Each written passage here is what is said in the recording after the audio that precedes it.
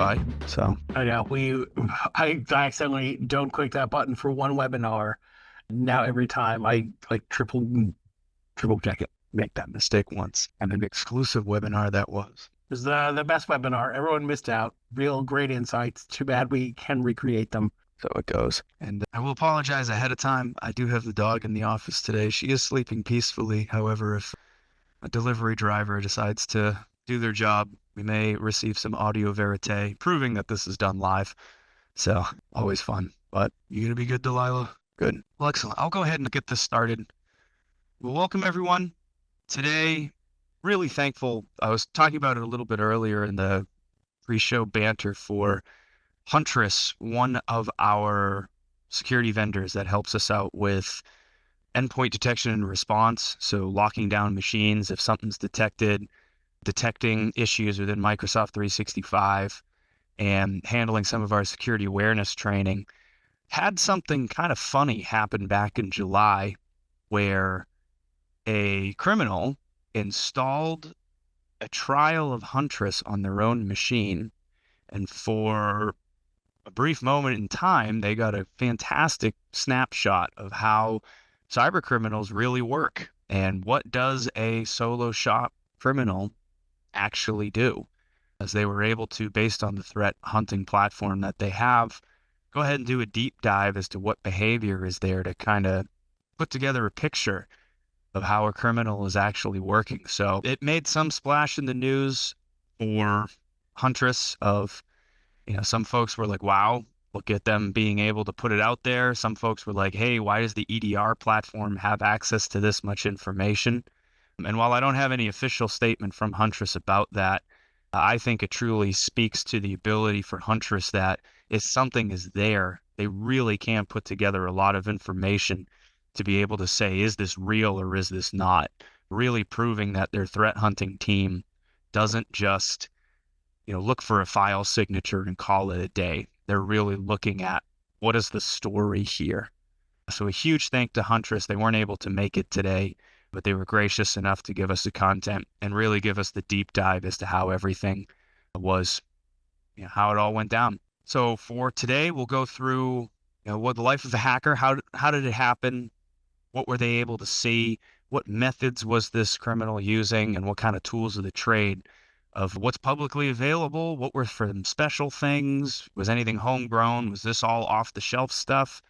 And then talking about it a little bit on the back end for what are some procedures to actually defend the business, the technology, the set and forget, the procedures for checking, and then, of course, for making sure to keep your people appropriately skeptical. So let's go ahead and dive into the investigation timeline. So this happened July 9th of this year at 11:57 threat actor time. The threat actor signs up for trial. And when the trial set up and the agent installs, within a couple seconds, the agent fires off a whole slew of indicators of compromise and antivirus alerts. So we see this a fair amount too for some folks that if they haven't had an IT provider for a long time and you install Huntress on there, it might light up and say, hey, turns out there's a banking Trojan on here. There's another problem that's on here. And we had something similar when we first deployed Huntress to our clients where we had a whole bunch of computers. It turns out that we were using WebRoot antivirus. It was a classic business class antivirus, but some of these things sneak right past it. So that's why it really goes into that idea of diving into the threat hunting portion. So for Huntress, this is really nothing out of the ordinary that a brand new agent starts lighting up with a whole bunch of issues. And Huntress goes, yeah, this is how we demonstrate that value right off the bat for the trial.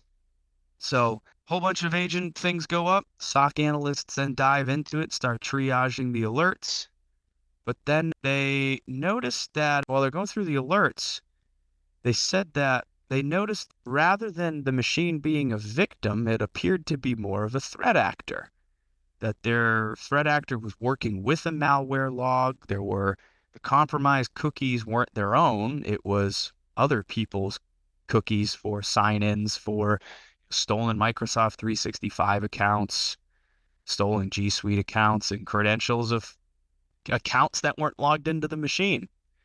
And as they kept going in, they looked at There were active things open for attempting to compromise people. As we'll see in a little bit, there was some stuff for fake web pages, fake sign-in pages for stealing compromise.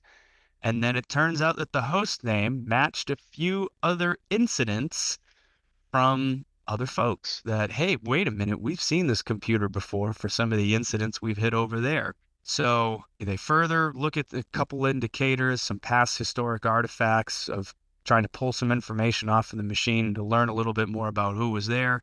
And then 84 minutes later, they forcibly uninstall the agent from the machine so that the attacker can't learn about how Huntress would work. But they wound up releasing about a bunch of this information, so they kind of blew this guy's spot up. But yeah, they were trying to see if what this person was, and the one big reason they really dove deep, and I can see it on our end, is that for installing the Huntress agent, sometimes attackers will install versions of these antiviruses so they learn how it works so that they can overcome, like, all right, if somebody has Huntress on a machine, how can I get around it? How can I hide from Huntress? How does a Huntress agent start looking for information on my computer? So they quickly did their recon and then ripped it off so that somebody couldn't try and so that this threat actor wouldn't be like, oh, cool, I have a way around Huntress. But yeah, they figured out this was a criminal, removed it, and I kind of went on. But they got some incredible data. So they were able to pull some of the browser histories. That's one thing that they do. For example, I mean, we had a Huntress event 2 nights ago, and it was somebody was working on some payroll information, downloaded a bad Social Security document. And one of the things the threat actors did for helping us and for helping the end user trying to figure out where did this problem come from is, they pulled the browser history to see what website was somebody trying to download something from. So one of the things they pull is this browser history. And as you can see, they're not exactly mailing it in. Not really living the Tim Ferriss 4-hour work week. You can see that on May 20th, he worked 14 hours. Same for June 1st. Similar long workday for June 28th and for July 3rd. The July 3rd one is very telling because that's right before the American holidays, so trying to sneak stuff in while people are about to run off on vacation. So you can see the guy's working a normal 8-hour day a lot. So it was only a couple days that he took off for 1 or 2 hours, but in looking at the browsing history, overwhelmingly, they were looking at things for attacking an infrastructure, being able to get into a network, intercept traffic. A lot of trying to steal banking information, trying to get those routing and account numbers. A lot of crypto, some reconnaissance, and then looking at news sites, looking for what are some recent things in the news. So really looking at actually doing the work and doing the reconnaissance and trying to find ways to craft messages. So this is some real work, but looking at some of the browser history portions, the attacker tripped across an ad for Huntress, and they found this based on the Google Chrome browser history. And then when they signed up for that trial of Bitdefender versus Huntress, when that agent went down, it kind of kicked right off. So the big thing that it looks like, based on the notes that they've passed me here, the big thing that chipped them off that this was a threat actor was when the machine name came through, the internal data triage that they used said, hey, wait a minute, we know this host name. We've seen multiple network recons or other problems trying to call back to this specific machine. So, hey, wait a minute, we think we've got a bad guy here. And then in Trust But Verify, they went through and looked for other clues in the browsing history and, found some other indicators. So, they found that based on the browser history, they were trying to target specific organizations to craft phishing messages. So they were looking up specific companies, looking at news about those companies, something that was relevant and recent. And then they also found running active instances of Evil GINX, which is a threat actor platform for anyone who plays along at home. If you use the Kali Linux box, which is a free Linux distro for penetration testing, that gets set up on the box.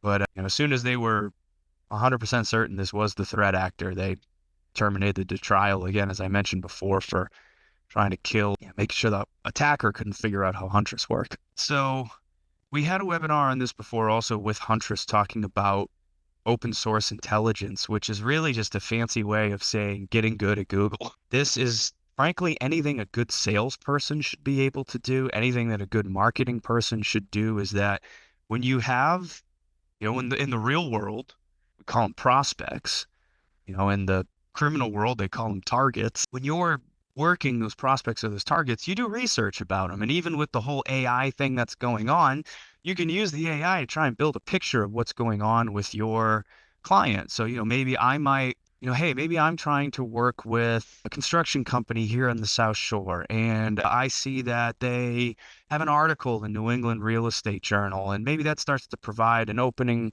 and I see that, oh, they're members of South Shore Chamber, and I might be able to meet them at a chamber event.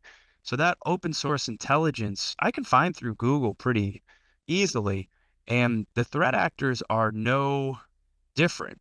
So, they went from Bitdefender to Huntress just as, pretty quick based on a quick Google search for a Google ad that Huntress had.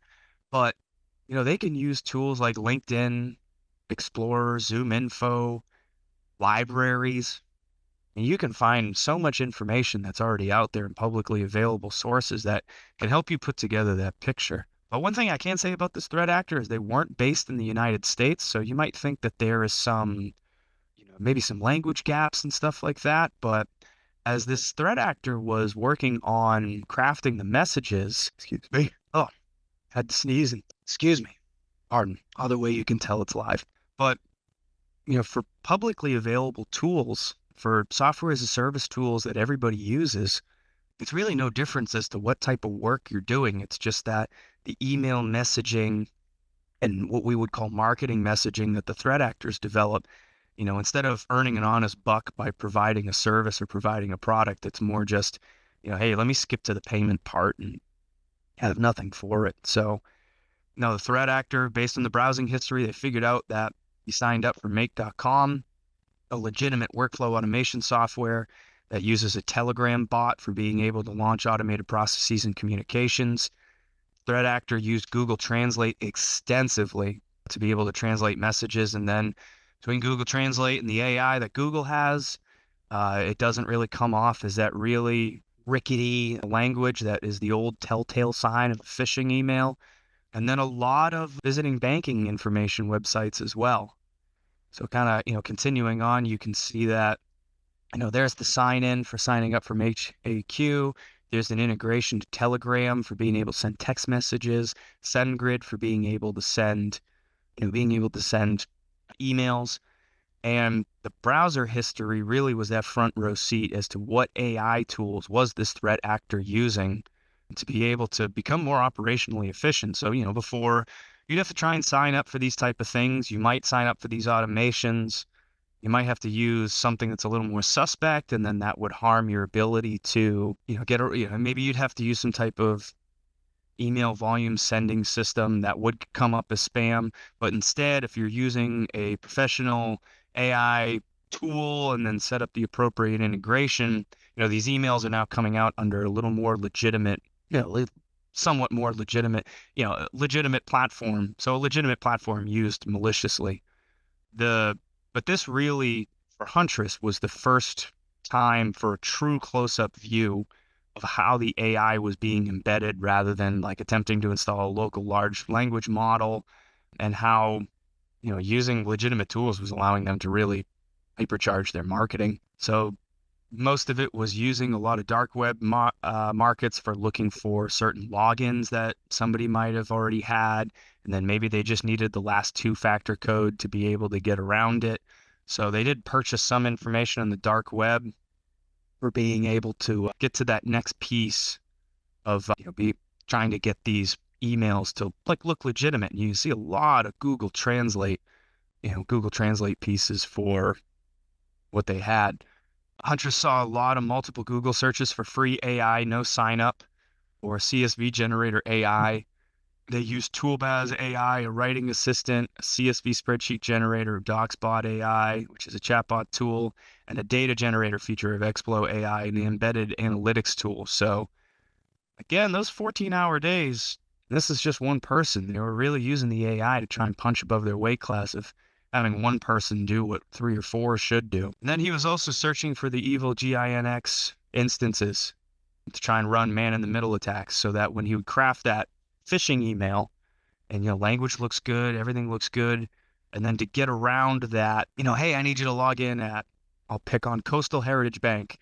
You would use this evil GINX to put a man-in-the-middle link so that everything looks like Coastal Heritage, but when you actually enter the credentials, you're not actually going to the website, you're sending it to the attacker to be able to get in. So he looked for a few instances using a census framework, attempted to access it so that he could, help use it for what he was doing. And then also trying to use a lot of residential proxies. So what that really means is that, the attacker is overseas. So, hey, if you're trying to go to Coastal Heritage and it goes to Thailand and then comes back to the United States for something, definitely suspicious. So, is there a way to use a proxy for an IP address or a server or service that's in the United States that maybe Coastal Heritage had its website on? I'm just picking on them just because it was the last bank name I saw recently. But pretty extensive use of really well put together, really well informed. And again, they got all this information in about 84 minutes. And then the last piece for, how do you get most of the way there for trying to get logins? They went to the dark web, they went to the Styx market. The form's been around since 2023, recently called a, quote, rising star for stealer logs, stolen Craigs, and laundering services by researchers. So apparently the threat actor, after doing some initial research as well as other Telegram chat groups and channels, decided to check the site out for themselves, registered for an account, and then they went through catalog looking for VoIP accounts, so looking for telephone accounts, stealer logs, abilities to steal credentials, SIM cards to be able to use US-based phone numbers, and a lot more. So, somebody might think that, hey, why do I really need to make sure that I have two-factor on for my Magic Jack account at my house? Well, turns out that, those just having a US phone number can be incredibly valuable. Same for SIM cards, in case you're wondering, how could somebody steal text messages? That's another good one. You do maybe you're targeting, I'll pick on, a nameless construction firm. You're picking on the owner. You know that they get big checks. You see that you found their cell phone because they used it for signing up for something in a publicly available place.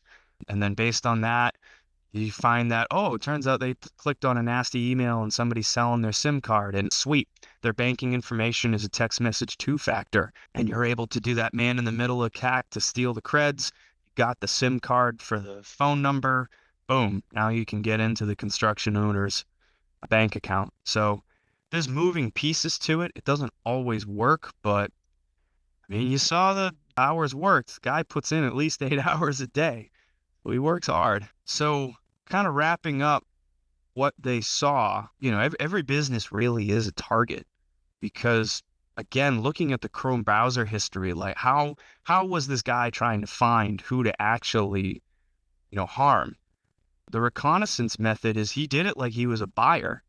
He'd go into Chrome and the browse history showed he'd search things like top real estate companies in the US or real estate agents in California. So the threat actor wasn't just looking for like an individual company. They'd also look at, who was around that company. So they'd look at the supply chain, the third-party companies that kind of helped that. So it looks like the threat actor targeted software companies in early July using Google search and some other marketing databases like Ready Contacts and InfoClutch to see how many customers they had and their market share. They also used the Built With platform to be able to analyze the technology stack on a website. So there was a lot of research the attacker was doing on a prominent e-commerce vendor for managing payments and subscriptions, including a list of customers, contacts, and market share. And the threat actor used Build With to search for the websites relying on that vendor before navigating to the Built With sign-up page, trying to access that list. So, he looked at, if I want that construction company, maybe I'm able to use whoever does their website to try and get like just behind them.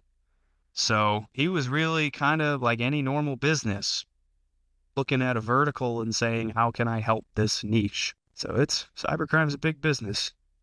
So, all right, stuff is scary out there. We've gone through a little bit for how, how can folks protect themselves from making sure that they're keeping the enemy at the gates and not letting them into the castle and making sure they're not sneaking in with a food shipment or something like that. The best way to, first and foremost, it all comes in through email. Making sure that on the email you're have the appropriate spam filter set up and you have somebody that's able to at least watch it and triage it. For a lot of the big ones, Google Workspace, Microsoft 365, you'll probably be just fine for a lot of that email filtering, but you do have to tweak it to make sure that it does what it's supposed to do. It doesn't come out of the box working the way it should be. Endpoint detection and response, huge shout out to Huntress for that. That's a huge portion for making sure that if something does try and download and run on the machine, somebody can get in and isolate it before things get worse, especially because so many things come in and they don't look malicious. They don't look like something, again, it could be a social security report that you're trying to download, or you're on Blue Cross Blue Shield and something got messed up in their DNS and now you have another man in the middle problem. Our affectionate name for that is EDR, and that actually helps protect the computer itself for making sure something doesn't land on it and something doesn't spread. And then a big part, what we're seeing more and more, that should say identity, apologize for the typo, for identity threat detection and response. This is where we're seeing the most value right now, is in folks that maybe there is a document sent to them, it's expected, it's like, hey, here's a OneDrive link from a trusted person, but it turns out that sign in forwards that login to somewhere else.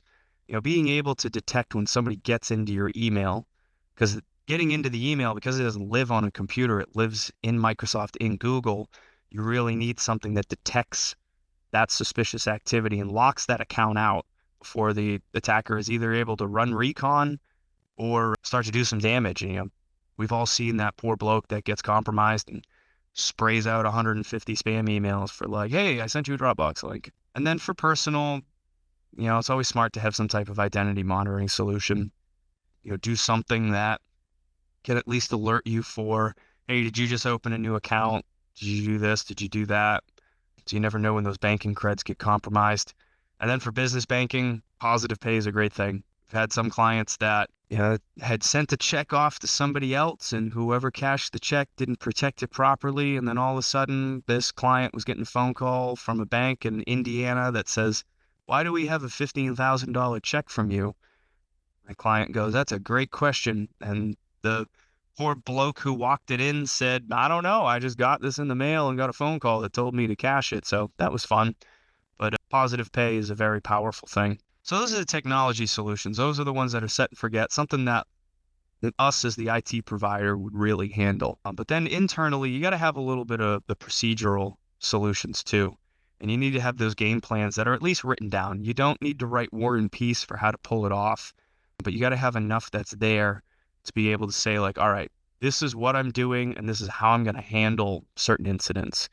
So you got to have a written cybersecurity plan. Hey, I'm using these protections.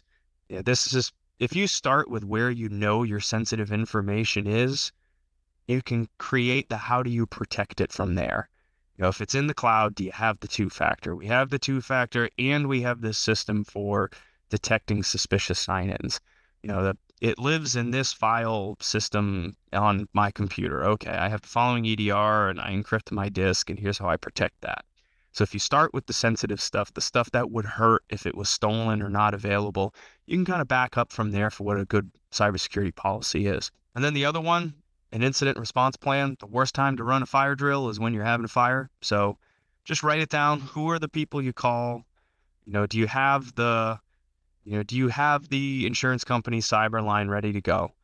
Do you have a PR firm ready to go for being able to handle those questions when something really goes sideways?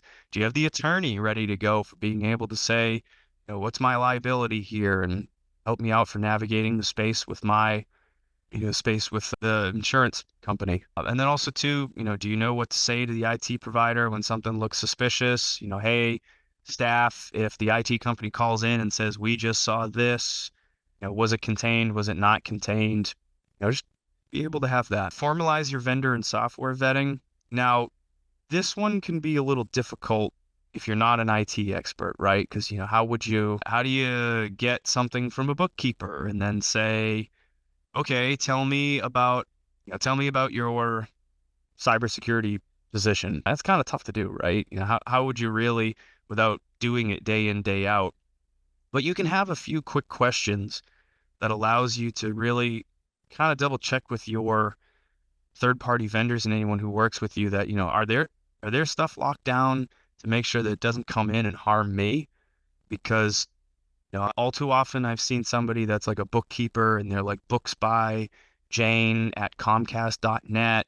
So, well, I know that that person doesn't have two-factor on their email because it's Comcast.net, and they wouldn't know if something there. Sometimes there are clues, but you can make a quick 5-question list of like, hey, show me your WISP, show me this, show me that. Pretty easy to do. And then the other big one I see, secure onboarding and offboarding. So when folks come on and folks leave, making sure that you close those accounts. Now, some of this, they might already have an IT provider and usually will know when somebody comes on, but sometimes some firms aren't good about telling us when somebody leaves. And, we'll want to make sure that email passwords are changed, local login passwords are changed, any remote access is turned off. And especially if somebody is leaving and not on the best of terms, somebody goes to lose their job, maybe some other stuff is going on in their life, kind of, for lack of a better term, have a cornered animal. And that can get really out of hand really quickly. So you want to make sure that when stuff turns off, somebody can't do more harm. And then for onboarding too, you don't want to give the guy who's been here 2 weeks access to all the financial documents, unless that's what he's doing. But you want to make sure folks, when they come on, have access to the right stuff. And then, honestly, the most important part, a regular review with your IT provider once a year, once every 6 months, once a quarter, just to say, this is all the stuff I care about. Is this good? We always come in with our own agendas. Most of it, I'll be honest, on our side is just, here's what we're taking care of. Do you have any questions? But, if you have some sensitivities or something you're a little worried about in another corner, we got to know about it. So, but those regular reviews help bring that part up. And then last is, hey, the people. It's always good just to kind of test. You can have those plans written down. That's great. But if they live in a drawer and folks don't touch them, that can be kind of difficult. So you want to run some type of an attack simulation. This can be really easy. It could just be the phishing simulations. We use Huntress for doing it. And, they mail out an email. This month's was from Brian Weaver, sent a Dropbox link for a proposal, and, seeing if folks click on the link, because if you click on the link, software can download. And then the second one is to see, like, could you steal their credentials? So it would have like a fake login page. So attack simulations are a good one for like our folks doing the right thing for phishing emails. They don't have to report it. They don't have to forward it to IT, but are they deleting and ignoring it? But for folks who click on it, there should be regular training and reminders. So, hey, you should, once a month be getting something that's telling you how to spot a phishing email. Please don't pick up the USB stick in the parking lot and plug it into a computer. Hey, I got a phone call asking me for a password. That's really suspicious. Just quick little trainings for how to spot something that's out of the ordinary, and something that when you're going along your day, the little phone call comes through trying to trick you into something, you remember the training and go, yeah, no, I'm good. And then make sure folks that know who to talk to when something's not right, clear reporting channels for, hey, I saw a phishing email. Hey, something happened. Do they know immediately who to send that to? Do they send it to their manager? Do they send it to the IT company right away? It's the kind of the see something, say something, right? Hey, there's a suspicious bag laying at the front desk that I don't know what it is. Do you mention it in passing to the front desk person, or do you like quickly tell this person, I see something that's out of whack? You got to make sure you have those clear reporting channels. And then also, really important, leadership has to also eat their own dog food for setting an example. Leadership has to, appropriately follow the training and doing what they're supposed to do. A huge shout out to one of my clients for, they're a payroll company. They handle a lot of sensitive stuff, and one of the C-suite fell for one of my phishing emails. and got up in front of their town hall meeting, said how he fell for it, how it had hurt, and, that we're all susceptible to it and what he could have done better and how he did the remedial training. And it was a great moment of leadership to show that he's part of it. And I also would say that he, celebrated the security win for at least admitting it and going for it. And then, hey, when if somebody does spot something and does a good job of really hitting that, like see something, say something, making sure it's brought up and appropriately celebrated. So it's, you got to have the technology, the set and forget stuff to protect against it. You got to have some written plans so that you don't have to make it up as you go. And then for the people, just enough of that awareness. I'm not trying to turn them all into running a bank or Fort Knox or anything like that, but it should be an appropriate degree of skepticism for that doesn't look right, and they know exactly who to tell when that comes up. So with that, went through for what the attacker was able to get access to, showed a little bit for how they work, how they do reconnaissance, find out that they work 14-hour days, which is pretty impressive. But are there any questions here at the end, now that I've kind of gone through that front row seat, as well as some of the ways that we can try and protect against it? I'm always just amazed they're working 14-hour days. Like, I'm doing crime. I don't want to work hard. Like, I mean, if I'm going to work hard, might as well get health insurance out of it. Well, it is. It's a business like no other. So, you could, by stretching more noble terms, they are a small business trying to make it for themselves. So I guess that's true. The scary part is just their product is just stealing banking rather than actually helping anybody or doing something nice for folks. So it's a shame, but it is what it is, unfortunately. I get it. Well, if I was down on my luck and had enough resources overseas, you're in some place that life's not great. It's a lot less risky than doing drugs. If you're whacking U.S. businesses, is the FBI really going to send a team overseas to come get you? If you're a big target, sure. You fleece, maybe you screw with like a couple water departments, because I know Littleton, Mass's water department was just on 60 Minutes before a threat actor got in, and those are scary because I know that an Iran-backed criminal gang got into a water department in Florida, and if it wasn't for one of the operators, they noticed the chlorine level was set to maximum. So the threat actor group was trying to poison the water supply by dumping all the cleaning chemicals into it. And one of the operators looks up at one of the control boards and goes, "That ain't right." That's what caught it. That was down in Florida. So why would you sell drugs or run guns? You have a physical thing. Everybody's looking for it. You need trucks. You need a lot. This guy's able to do it with a computer and publicly available tools. A lot cheaper. Yeah, that is also the other thing is the quick adoption of AI, because you try and run some of that stuff in a business, you have to be careful and very measured, because you have your reputation to maintain, you have other people's data to protect, your data to protect. But like, if I've stolen everyone's data, like, what does it matter if I throw it into ChatGPT?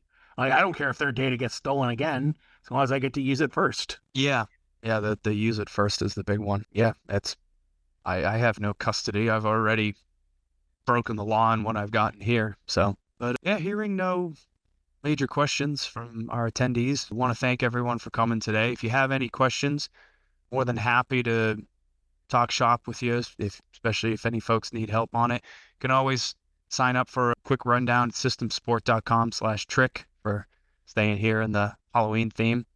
I'm glad Ryan did not make me do this with vampire teeth. Oh, yeah. I got really uncomfortable really quickly. But thank you to everyone. Stay appropriately skeptical. Trust but verify. Have a wonderful day. Thank you so much. Thanks everyone for coming.